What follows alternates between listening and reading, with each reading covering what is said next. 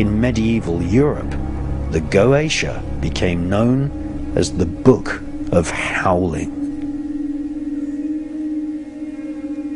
Sound is one of the most important elements in magical spells. To this day, modern science cannot explain the fact that certain melodies, harmonies, and pieces of music can excite the emotions of a person. Spirits are likewise emotionally excited with certain sounds and tend to gather into a temple or house wherever particular sounds are heard. Sound can be used to increase emotions, and at Waco, Texas, and Guantanamo Bay in Cuba, sound and music have been used as a torture weapon.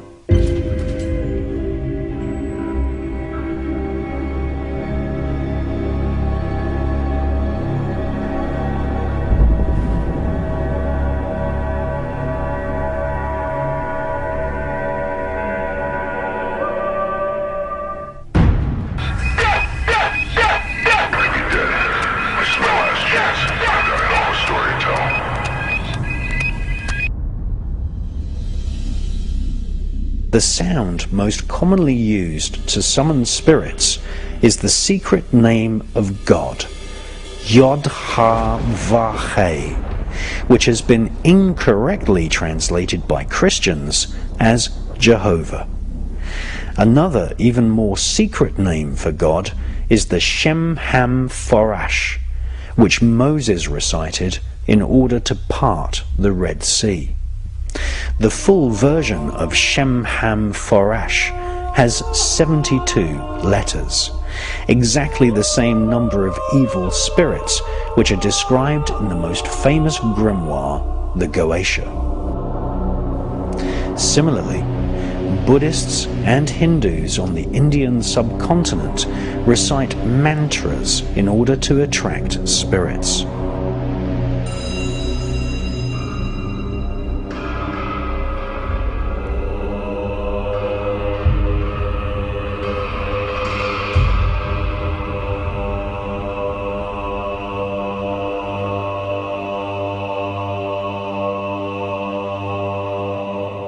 The most famous sacred sound in the Himalayas is Om, considered to be the ultimate mystic sound. Large groups of monks gather to chant the Om, and in doing so create a psychic atmosphere in the temple, as the entire building and surrounding mountains vibrate with this ancient sound. In India, there are spiritualists who claim to be able to see the shapes produced by certain sounds in the ether of space.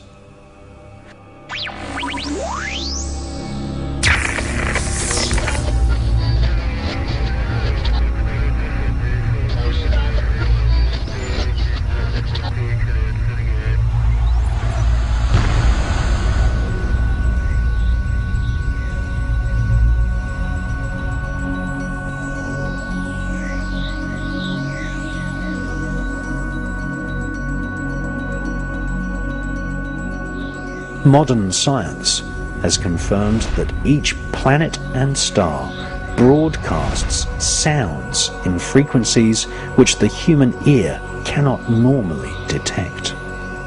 NASA scientists have recorded the sounds of the planets.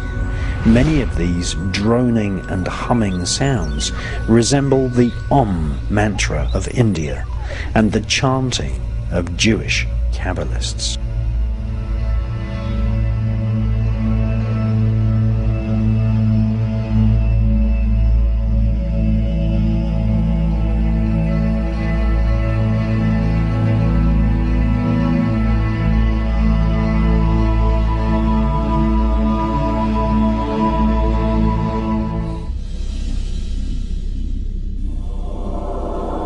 In Alaska and Europe, there are experiments taking place which broadcast microwaves into the atmosphere, which cancel the natural vibrations of the solar system which reach planet Earth.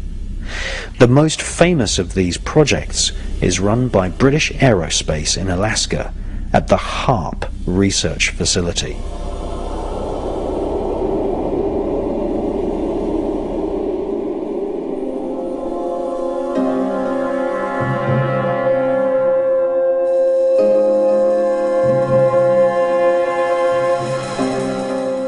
HARP uses technologies invented by Nikola Tesla.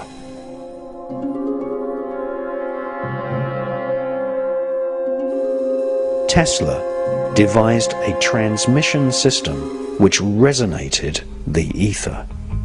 Some authors claim HARP is blocking the natural vibrations and etheric energy on planet Earth and disconnecting mankind from spiritual awareness.